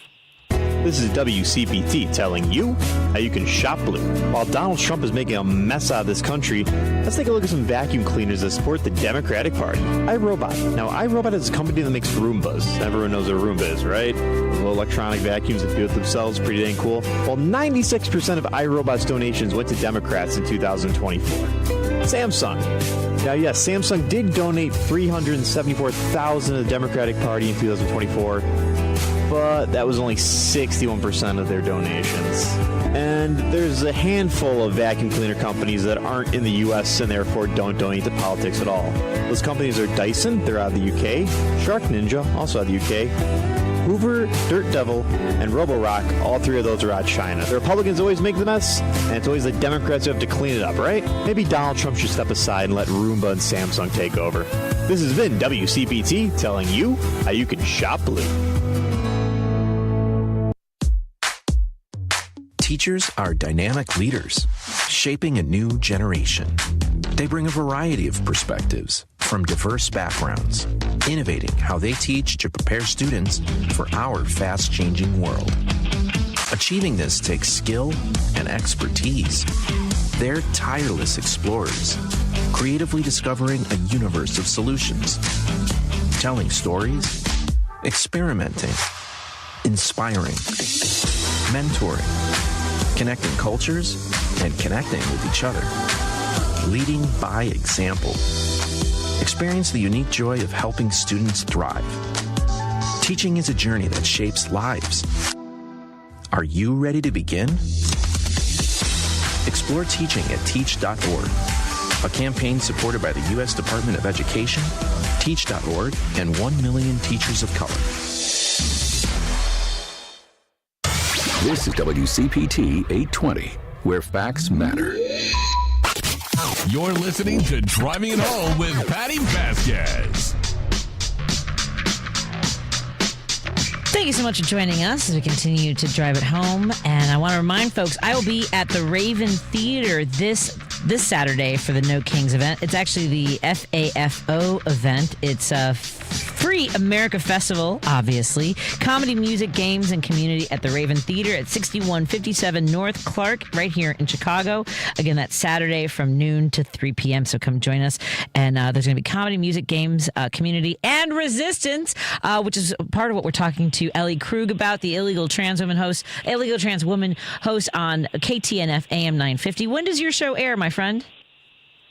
It airs on Saturdays at 4 o'clock Central Standard Time, and then it goes immediately to podcasts, and everybody can find it wherever they find their podcasts, The Illegal Trans Woman. Outstanding. And you were talking at I had to take a break, but we were talking about what this seems to be leading up to, what these protests and the overreaction with military. And really, it's an artificially created situation because Thursday, Los Angeles was not under siege. It was not being invaded. The ICE agents, could be doing their job, but they're going in masked. They're not offering warrants. They're not wearing identification as to who they are, and they're grabbing people at Home Depots, at schools, at restaurants, and so the protest, is necessary, isn't it?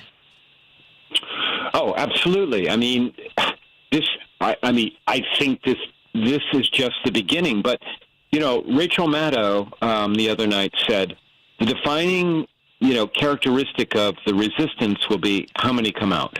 Right. And, and so in favor of our resistance is the weather. It's the summer. Mm-hmm. Okay? I mean, the way Chicago is in the middle of the winter. I know the way Minneapolis is. And so that favors us.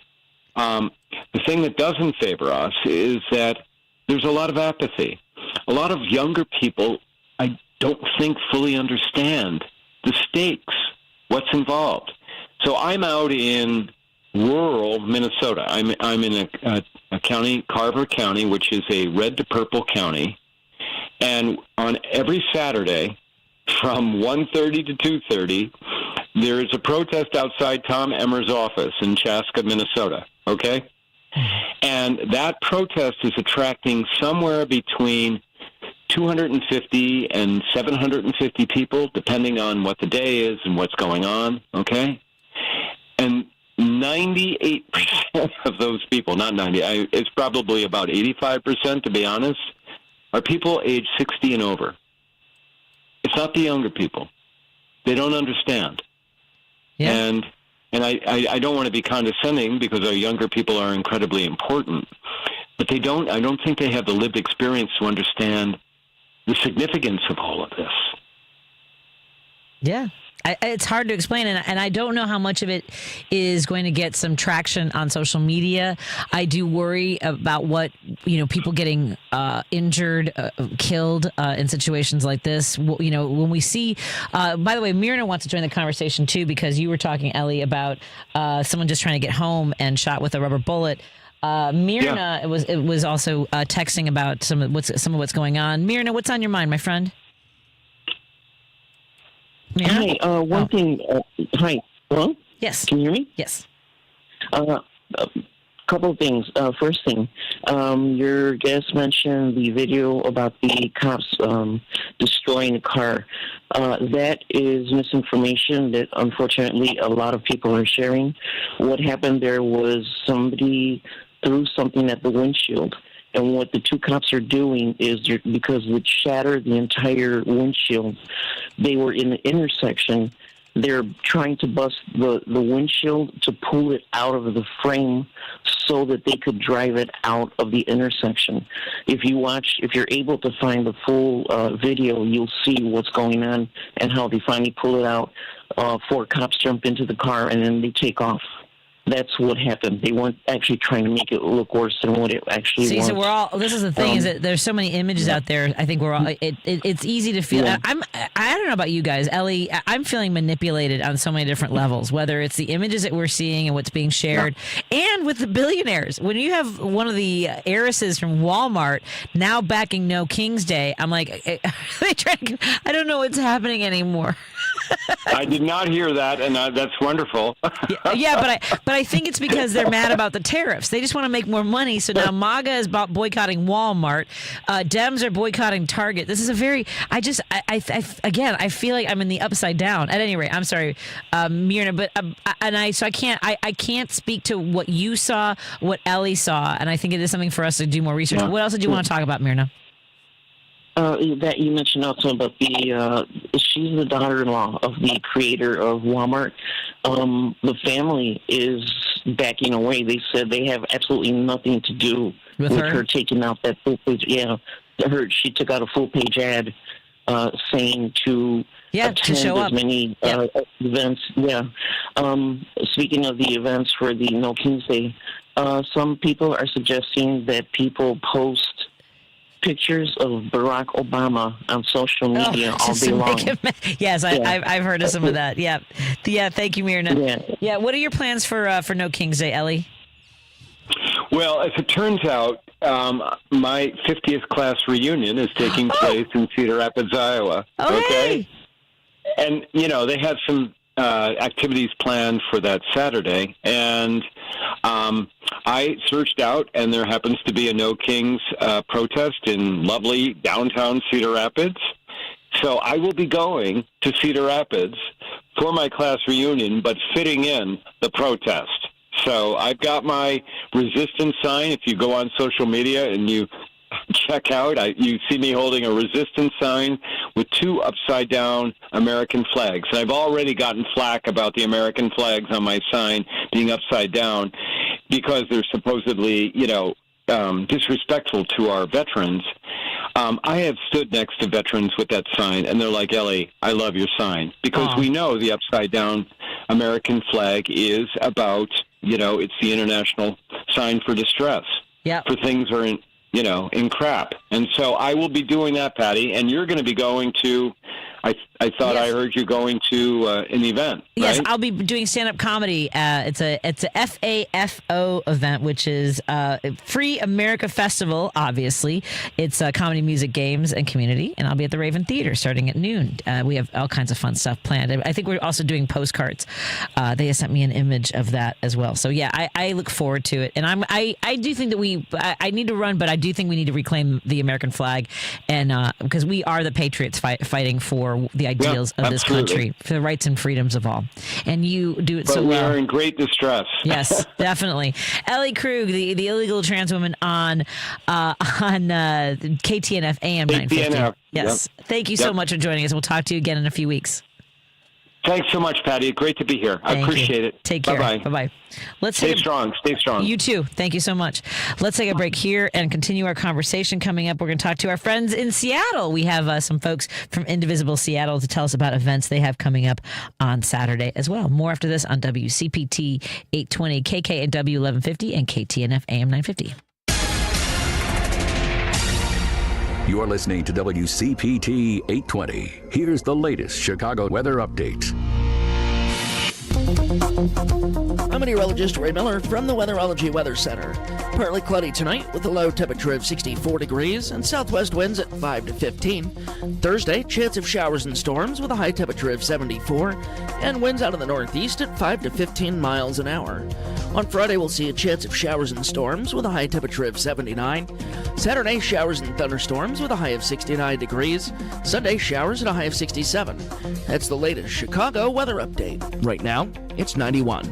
This is Chicago's Progressive Talk, 820 AM, WCPT Willow Springs, and online at WCPT820.com, where facts matter.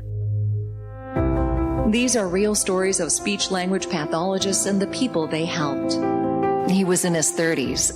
55 and far from home. 15 years old with multiple disabilities.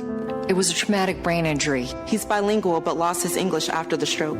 Several surgeries led to his swallowing disorder. His goal was to get back to work. I used French during therapy. Others almost gave up on the goal of him eating. Oh, he was dedicated. Together, we built his life back. Social interaction was the key to helping him. And he made it back to work. When he ate, his friends cheered. Everyone has the right to communicate.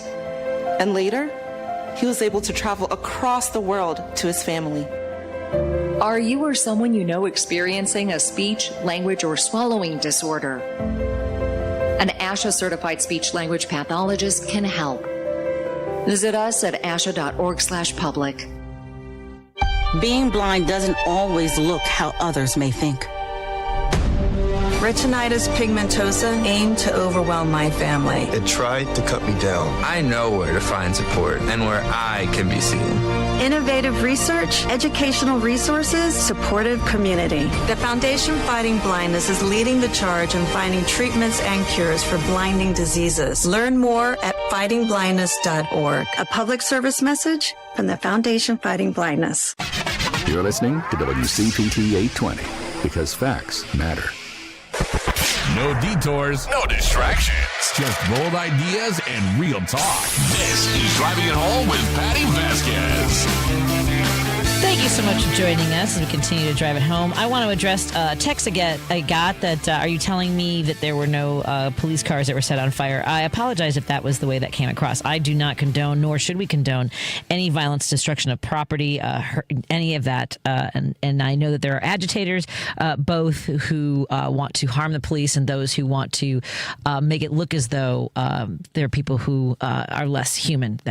They want to make it appear as though we are animals, but also there are people who are destroying property, and we don't condone any of that. So I'm not sure if I wasn't clear on that. I intend to be clear on that now. So yes, there were cars on fire. And I also think that some people are only seeing the cars on fire and not the people protesting peacefully. And I think we could both agree on that. So we're getting different versions of what's happening. And to that, I want to talk about what is happening on Saturday, which is No King's Day. And our friends in Seattle, Seattle Indivisible, have an event going on. We're talking to Kayla Ragona. Am I saying your names correctly? You are. Oh, excellent. Hi, Kayla. Thank you for joining us today. Hi. Are you from Seattle originally? I am, yes, born and raised. You know, it's one place I've not been able to spend that much. Like, I feel like I've flown through Seattle, and I've never been able to. I have friends that live there. I love it. I love it in the movies and TV. So tell us about your organization, Indivisible Seattle, and the work that you're doing. Yeah, absolutely. Seattle Indivisible was founded in very late 2016, so we've been around for a little while now. And our main efforts have always been focused on pushing back against Trump administration policies, and that takes the form of both pressuring our members of Congress and our senators, also helping share information so that folks who might be in more purple or red states can do the same. And then we also focus a lot on supporting and protecting marginalized communities here in Seattle. So right now we're doing a ton of work with the Washington Immigrant Solidarity Network. We work with the Gay Laborers Organization. So a lot of work to support our immigrant neighbors. And then also we are highly involved in trying to push back against anti-trans policies as well. Those are two of our big focuses right now. And what kind of preparations are you guys making ahead of what we've heard that they're going to be sending basically large numbers of ICE agents to do similar raids as they did in LA, presumably then followed by possibly military occupation. Are you guys hearing anything in regards to that? Yeah, so it's a little hard to tell what are facts and what are rumors. Right. We did have a small peaceful protest began yesterday, and I believe there are still some folks on the ground downtown today, just blocking ICE vans from leaving the federal courthouse in downtown Seattle, so that's what we've seen so far. Of course, we have our eyes peeled on LA and seeing what's happening there. We figure that if California is being targeted, that's a pretty good sign to us that probably other blue states will be as well. We're also a sanctuary city like LA, so of course we do. We are concerned that will happen here. Part of why we have really amped up our planning and our outreach about No King's Day is that we do feel like they are so related.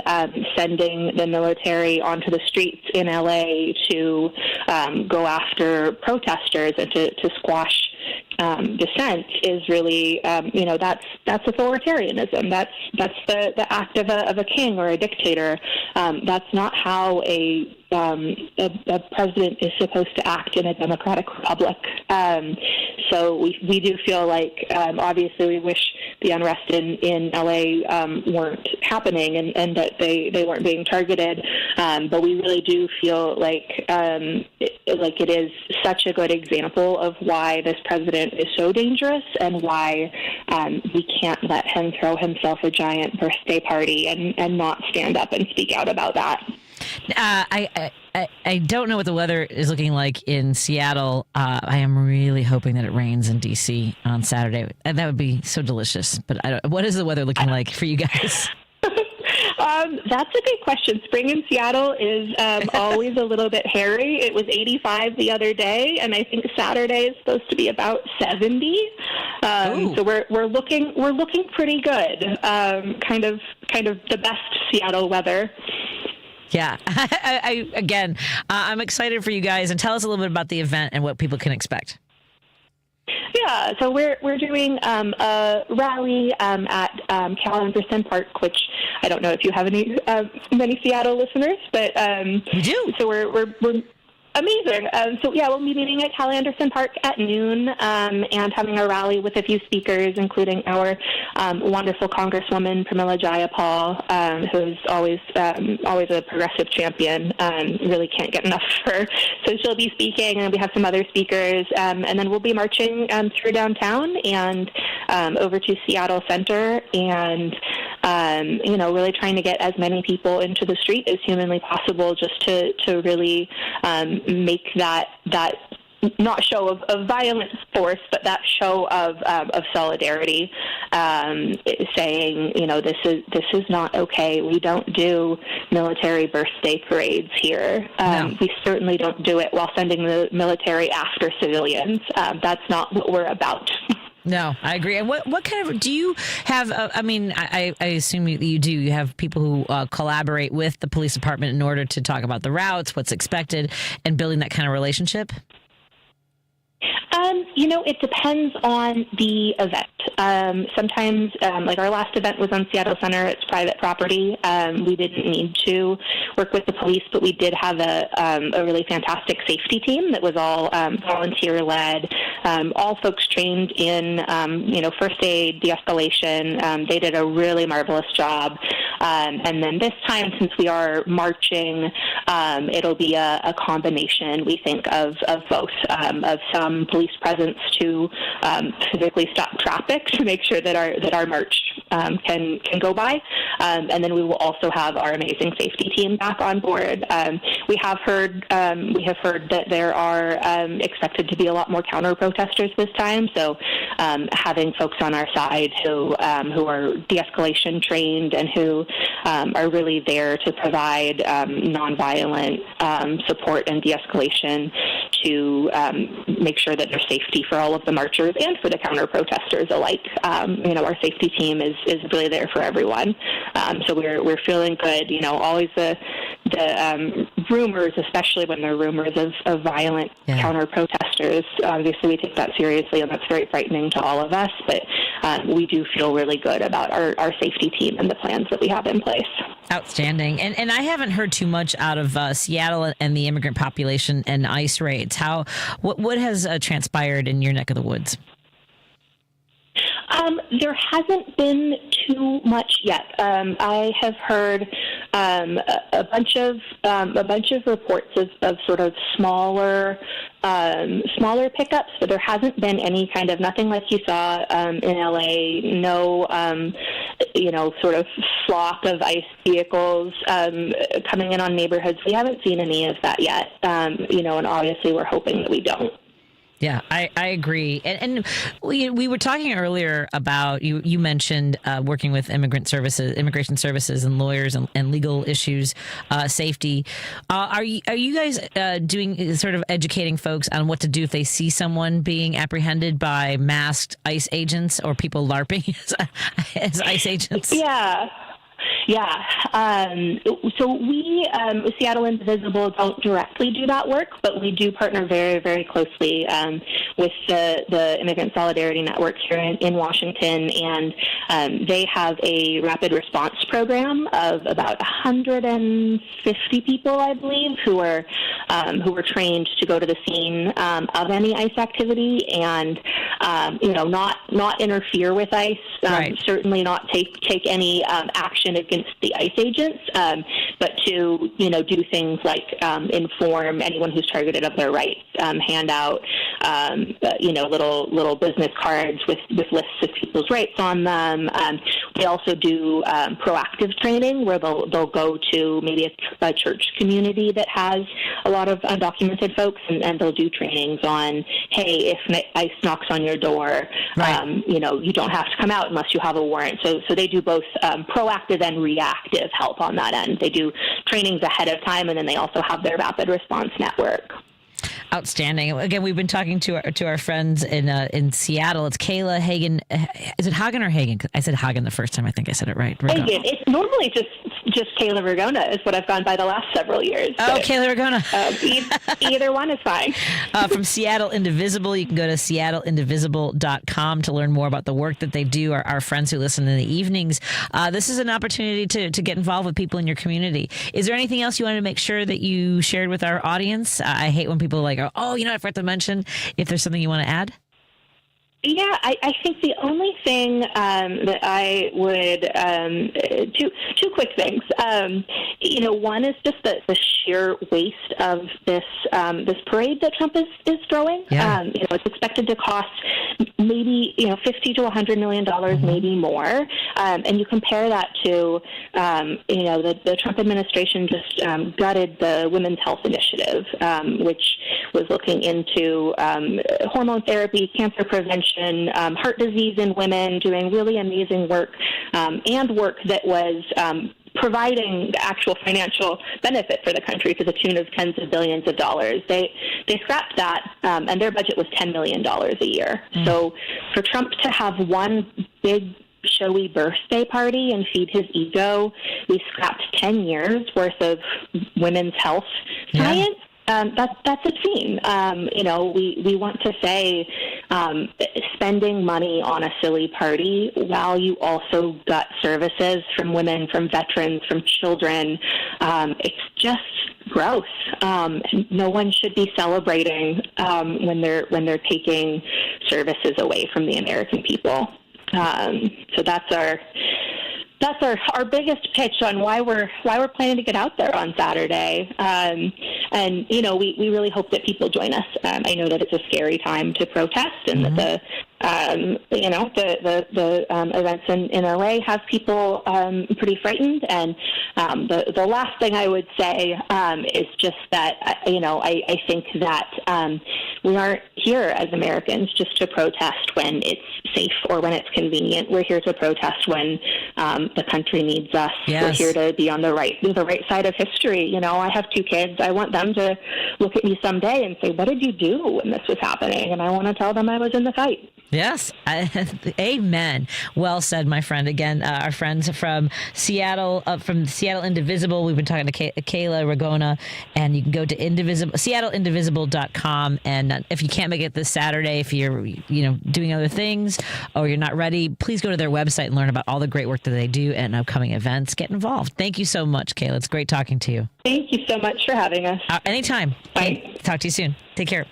Bye. Let's take a break here, and I have to play this new audio to encourage you to leave a voicemail. So let's do that.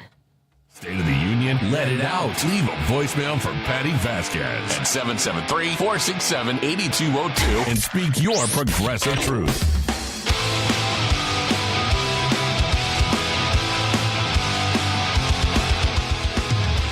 Today, 1 in 5 working-age Americans has a mental health condition. People in all types of jobs and at all levels. And the key to helping us succeed is a supportive and inclusive workplace. All of us have a role to play in making that happen. So what can I do to help? As a CEO, I can set the tone for supportive culture. As a manager, I can offer assistance and accommodations. As a coworker, I can listen and be a source of support to my colleagues. As someone with a mental health condition, I can ask for what I need to perform my best. I can offer all employees the supports they need to deliver on the job.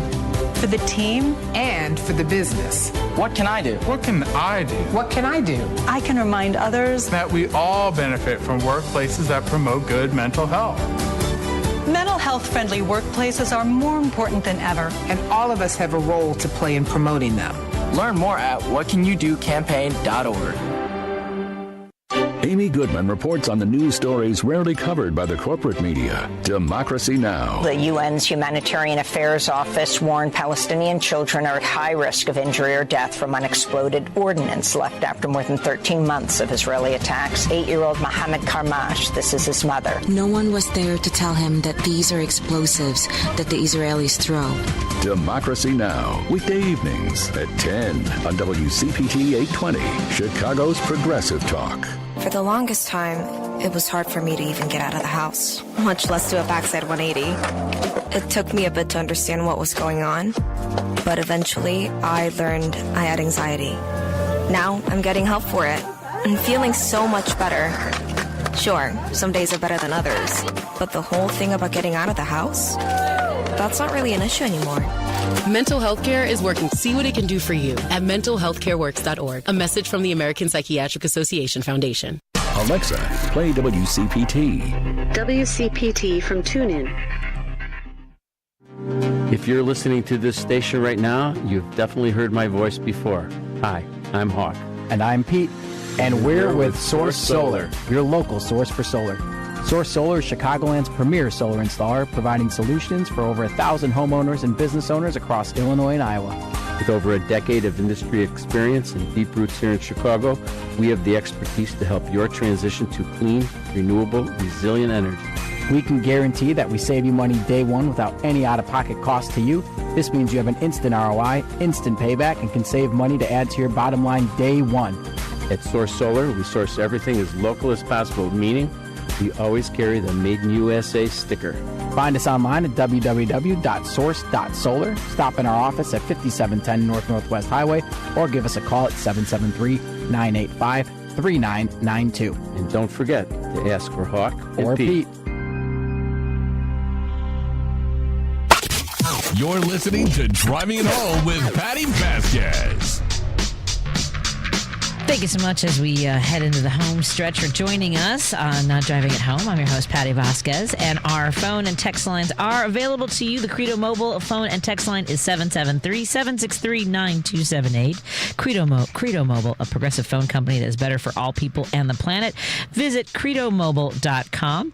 And don't forget, you can listen to, rate, and share the Driving It Home full episodes and featured interview podcasts anywhere you listen to your podcast. So take a look for that. Tomorrow on Choose Views, Richard will be taking your calls for the whole hour, a whole solid hour, and talking to Michelle Duster, author, historian, and Chicagoan, known for her work to preserve the legacy of her great-grandmother, Ida B. Wells. Oh, I can't wait to wake up to that. That sounds amazing.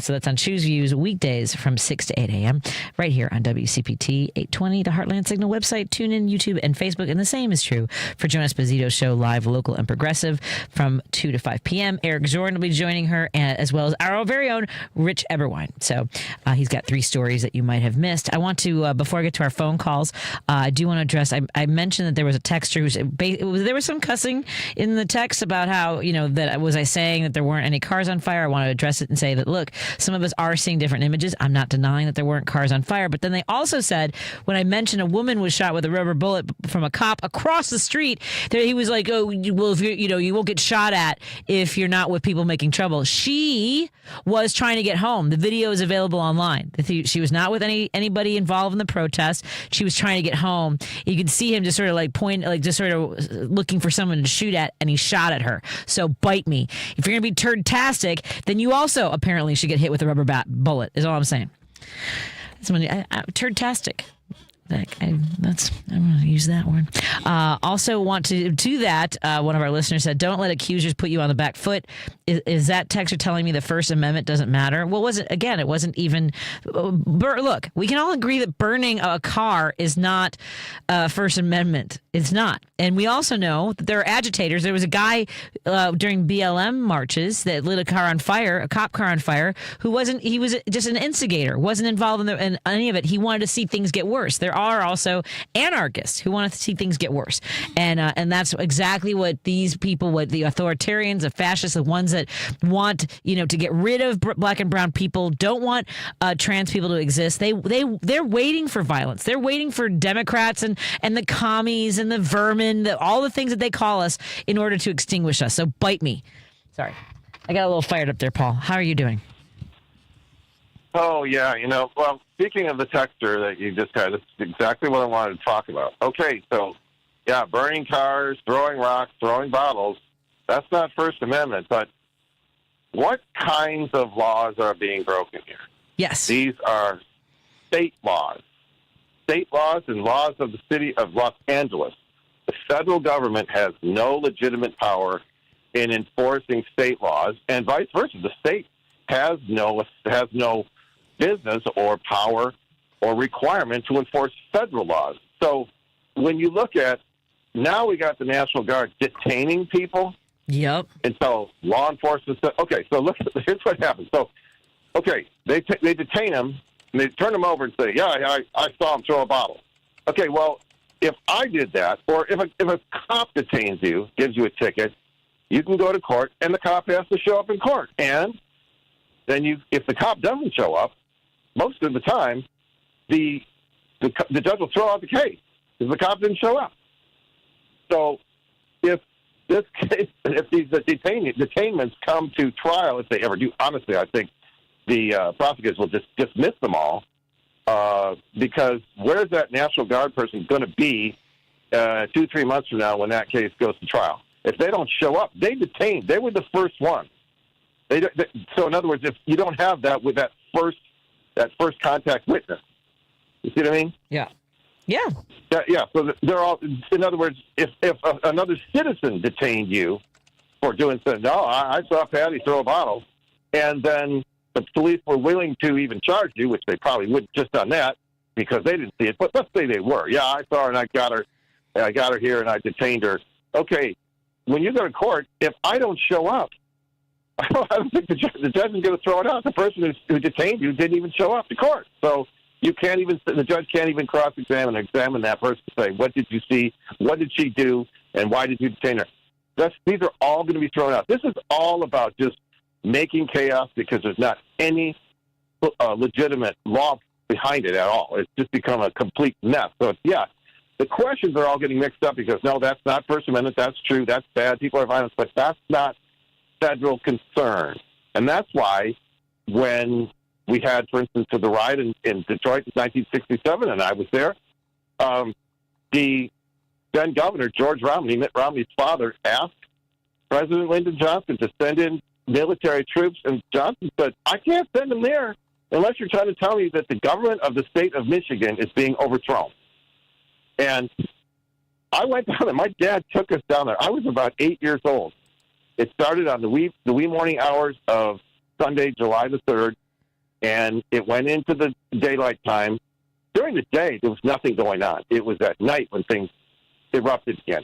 But my dad took us down there, and it was about a half a mile by. It was a quarter of a square mile, about 8 blocks by 8 blocks. Most of it was on 12th Street. It didn't look like it's in the record as the worst riot in Michigan history. Well, if that's the worst riot, I was like, that's not that good, right? I'm not telling you. That's not. We need a better one then. But yeah, there were burned out buildings that never got restored for a long time, and that was kind of a black eye on Detroit. But during those days, even Willie Horton, the Detroit Tigers left fielder, he drove down there after a game and stood on the hood of his car in his baseball uniform and said, listen, people, don't do this. This is your neighborhood. You're only hurting yourself. That's what he said. Okay, so it was not, like I said, my dad took me and my little brother. This is how undangerous it was. He took his 8-year-old and his 5-year-old down there to check it out and see what was going on. So, they're making way more out of it than needs to be. It's funny. I'm, now that I'm looking for these police cars that were set on fire, because I've seen the images, but now there's a lot of articles saying that it's old. A lot of these are old footage of cars that predate the protests this week, and they're actually from the BLM protests. That's what I heard too. I heard that same report. So there were. All I'm seeing is that I definitely saw people throwing rocks from the overpasses, and big rocks too. But I'm seeing that they were being pelted. But it was Waymo vehicles. And what are Waymo vehicles? That doesn't sound like it's. At any rate, I'm running out of time. I'll have to find out later. Okay. Thank you so much for sharing your perspective, Paul. I appreciate it. Take care. You too. Thank you. Tomorrow, I'm excited. I don't know if I've told Lady B this or if she's seen the schedule. Joining me as guest co-host tomorrow is Todd Belcourt. He will be in studio. He's very excited to see you. I talked to him yesterday. It's been a minute since we've had him in studio. I know he's been doing a lot of great work in the community. So we will have Todd Belcourt. Don't forget, on Saturday, it's the Free America event, obviously. It's a FAFO event at the Raven Theater. I'll be doing stand-up comedy. There's going to be music and games. That's at the Raven Theater on Clark. We would love to see you all there. And I'll be talking to the organizers of that event tomorrow. Thank you all so much for joining us. Thank you, Lady B. Have a great night. Are you excited about being a new grandmother? Of course I am. A little intimidated, too. Why? Taking care of a baby today is so different than when I had you.